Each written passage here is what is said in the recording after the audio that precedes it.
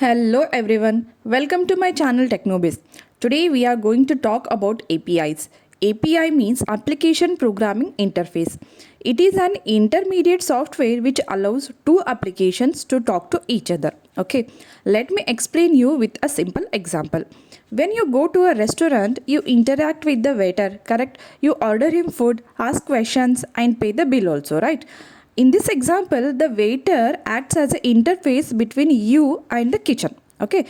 The waiter hides the complex backend details from you, like cooking and managing the stocks. Okay. He just brings the order to your table. This way, you can enjoy the restaurant service without worrying about what happens behind the scene. Right? So, here the waiter acts as an API of the restaurant. Fine. Let me tell you some more interesting examples in what way these APIs are helpful for us and how do they work. So watch the full video and don't forget to subscribe. APIs let you get data from other sources like third party. In the restaurant example, the waiter can tell you about your order status without you needing to go to the kitchen. So here he is acting as a messenger, passing information from one place to another. Guys, we all use apps like Zomato, Uber, Ola, which shows maps, correct? When you order something from Zomato, you can track the delivery person on the map, right? You might wonder how Zomato tracks locations of the delivery boy. Do they have installed satellite all over the world? No, Zomato gets its map from a system called Google Maps, which we have used as an app in our phone for tracking locations. Okay. Zomato can't access Google Map directly. If it want to access data, it has to go through a security layer called Google Maps API. This API acts as a messenger that helps Zomato request data from Google Maps. And when Zomato needs map data, it asks the API, which then checks the Google Map. If Google Map approves the data, it sends back to Zomato. If not, Zomato receives an error.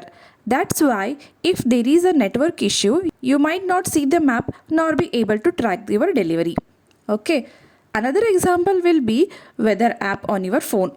Guys, Google or Apple have not gone out and put temperature sensors all over the world. Instead, they use an API from a third party. Like Apple uses the Weather Channel's API to get the weather predictions. So, when you click on Weather app, the request will be sent to system by API and then the data will be retrieved and displayed on your phone. APIs make tasks easier by hiding complexity. Okay, you can take the restaurant's example. Here you can just order sushi without needing to know how to make it or its recipe. Similarly, app developers don't have to set up Wi-Fi, create users interface or manage sensors like GPS. The operating system provides a bunch of APIs for these tasks. If an app needs a button on the screen, it asks the system to create one. In the same way, the developer, when developing an app, doesn't have to worry about the device hardware or screen resolution. API will do that work for both system as well as developer. Okay. APIs can be used as gatekeepers. For example, when we download some applications, then we get options like sign up with Google, sign up with Facebook, right? So guys, how does these features help us? Let us suppose you have developed a new app. Then there is no need to verify each user's credentials are correct or not, because the big database of Google and Facebook have already verified the user's credentials and stored in it at the time of initial login or in the updates. Okay.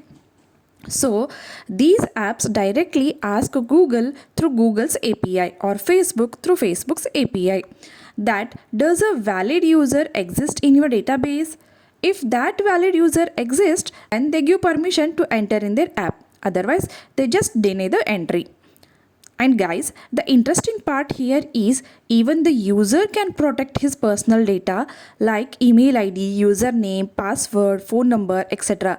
by not sharing with any website or apps, because these websites or apps are verifying the user's credential through API. and thus they hide the information, and sometimes you may think that these apps can misuse our data. Guys, here the API brings a different type of protection layer, okay, through API keys. These API keys act as a security code that any system gives to its developer, whoever is trying to access its API. Most of the API have this security code in the form of API keys. In some, this API key is free, but for some APIs that are providing invaluable data access, the API key is a paid key. So guys, that's it in today's video. If you like the video, please do like, share and comment, and don't forget to subscribe the channel. Thanks for watching the video.